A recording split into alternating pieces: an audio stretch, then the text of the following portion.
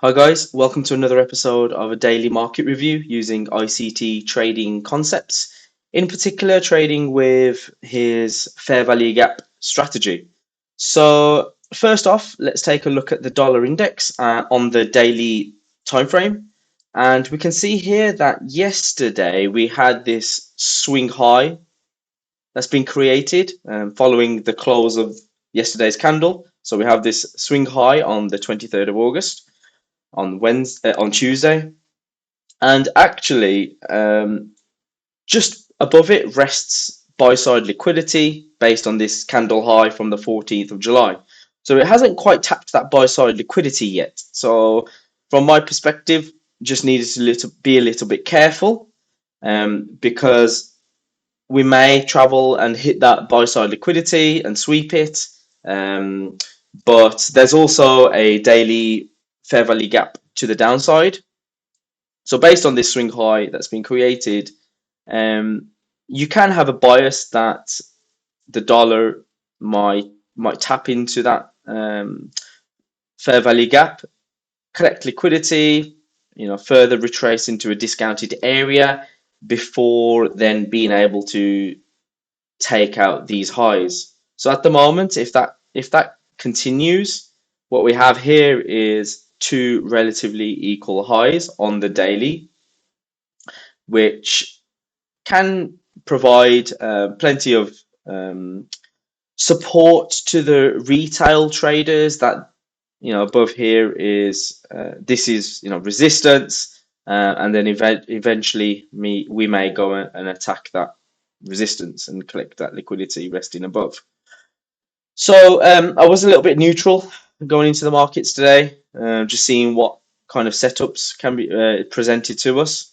So if I look at the S&P on the daily, we have this sell side liquidity based on these two relatively equal lows on the dailies. And on the 24th, on Tuesday, we tapped into that liquidity a little bit, but nothing too, huge. We also have some more resting liquidity below. And also, if I just switch over to the NASDAQ, there is still some liquidity below on this swing low, which hasn't been swept yet or taken. So I just need to be a little bit careful, be a bit vigilant, and see what the price does today. From my perspective, I actually saw a shorting setup, although the short setup didn't take place the way I wanted it to. I was watching for a short setup. So if we take a look at the hourly chart, just before I go into the hourly, we can see this daily fair value gap that's been created. So if I go into the hourly candles and we take a look at the action here, so what we can see is yesterday we have a fair value gap on these two hourly candles.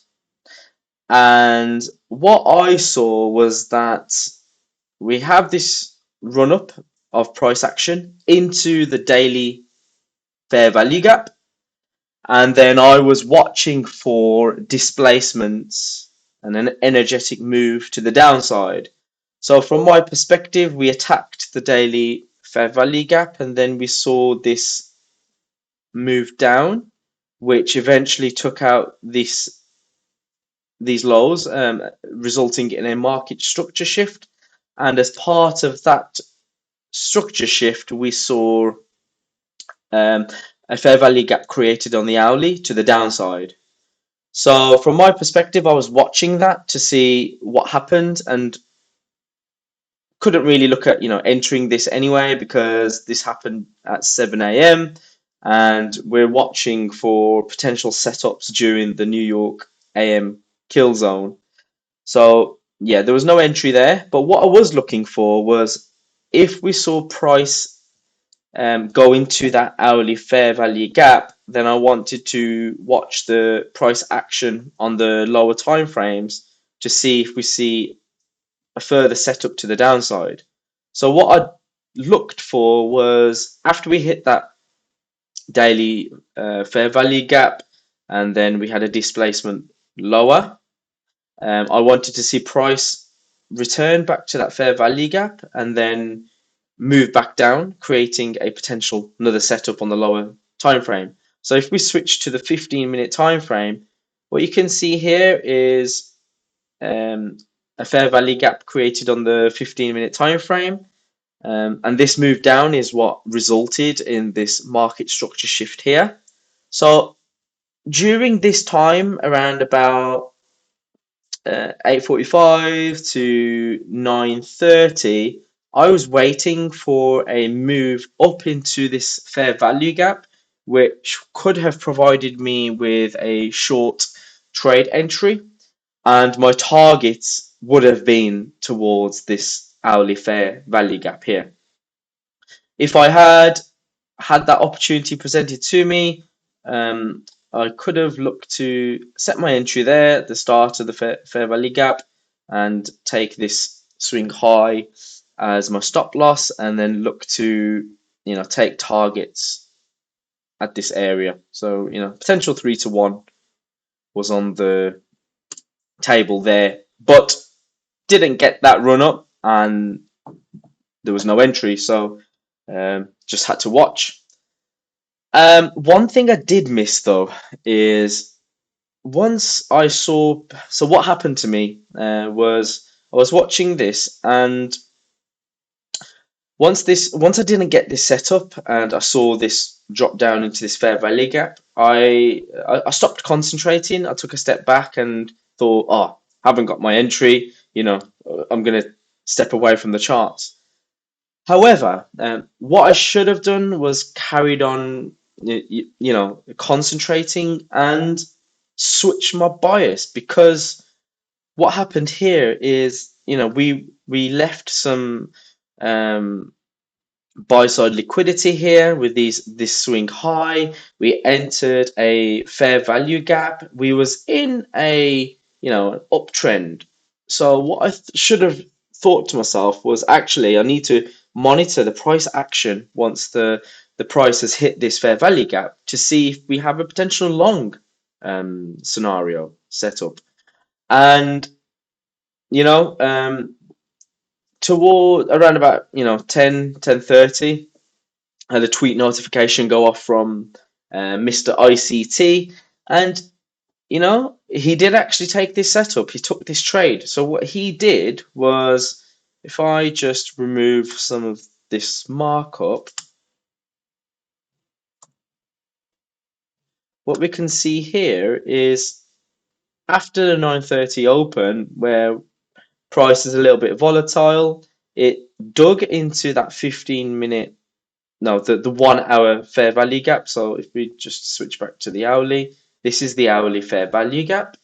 And if we drop into a lower time frame, so if we go into the minute, what we had here was price retrace into that hourly fair value gap. And then if we continued monitoring it, we saw this swing high on the medium taking out, resulting in a market structure shift. As part of that market structure shift, we had a displacement here, and as part of that displacement, a fair value gap was created on the minute chart, which allowed for an entry as price dug into that minute fair value gap. And then, as you can see here, we then took off and attacked this sell side, buy side liquidity over here, which is what I think ICT aimed for there. So if I take a look at, I'll just take a look at this.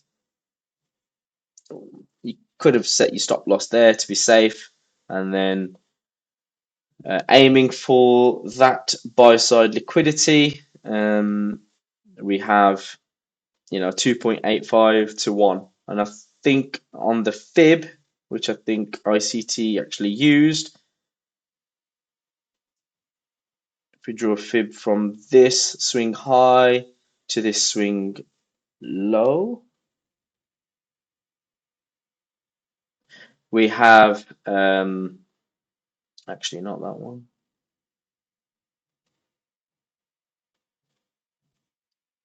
Go to the minute.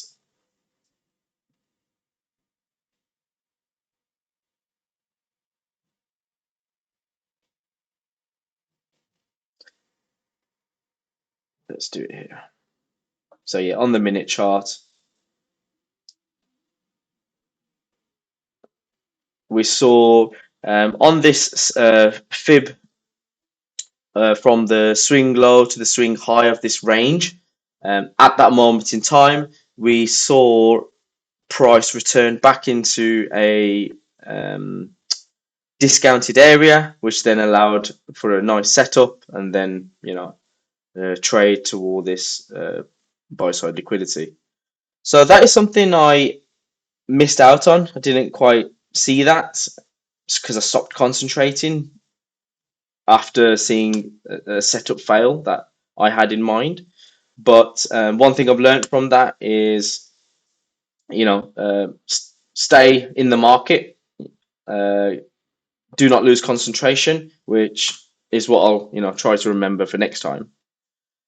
I just want to move over to EU as well, because this morning, although I didn't review the EU this morning, I was concentrating on the dollar and then the S&P, and then I was doing a few other things with work as well. So completely missed EU, but EU provided, from what I can see from the price action, some really nice a couple of really nice short setups.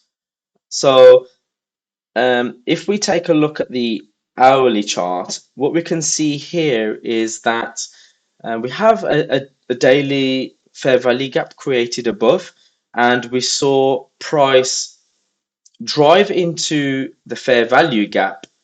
And if we look towards the left, what you can see here is we've got these equal highs and also this equal high. What we saw here was a drive into the daily fair value gap, also sweep the resting liquidity, so the buy side liquidity, which would have been a nice opportunity to potentially look for any shorting opportunities depending on the price action after hitting that financial the fair value gap and the buy side liquidity. So what I saw here was, if we switch over to the 5-minute time frame, during the London session, so between, just going to draw the trading window for the London session, so between 2 and 5 a.m. So between these two areas, I noticed that, yeah, a drive into this fair value gap. We then saw an energetic displacement below, and as part of that displacement on the 5-minute time frame, we saw this fair value gap created here. As part of that move down, we had a market structure shift, and then we retraced back into the fair value gap. And if I just get the equilibrium of that point, we dug into discount, so above the 50% level, which would have allowed for a really nice short actually. Opening up a short here, let's take a look at that with your entry there and potentially your stop loss on this swing high. You could have aimed for, taking out this liquidity here at least, which would have resulted in a, 2.62 to 1, and allowing for more as we move into the New York session below. So that would have been a really nice setup as well. And if you'd missed that setup, there was also some more opportunities in the New York session as well. So if I just remove the London times trade session. So here, the New York AM trading session is the 7 a.m. to 10 a.m. window.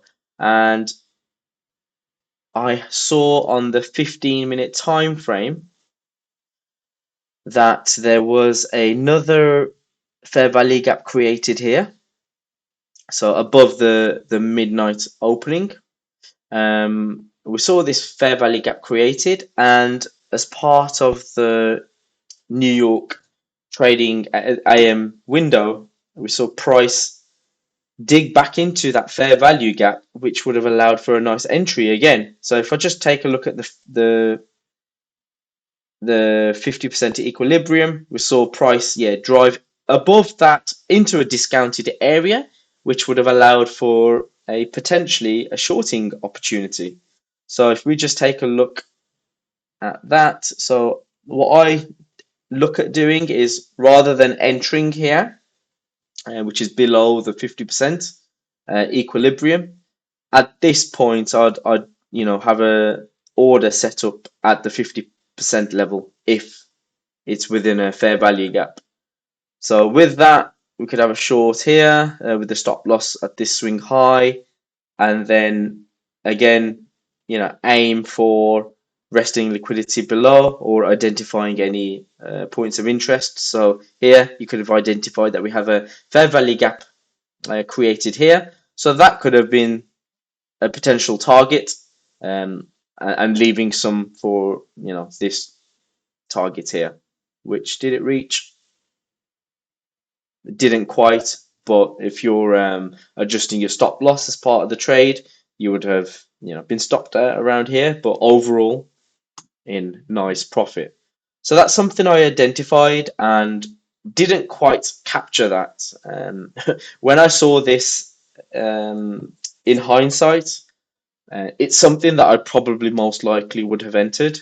So I was a little bit disappointed in myself for not reviewing this and not concentrating on this too much.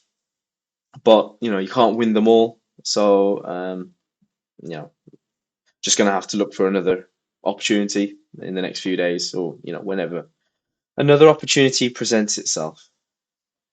So yeah, that's all from me. Thanks for tuning in. I hope you enjoyed that. Cheers. Bye.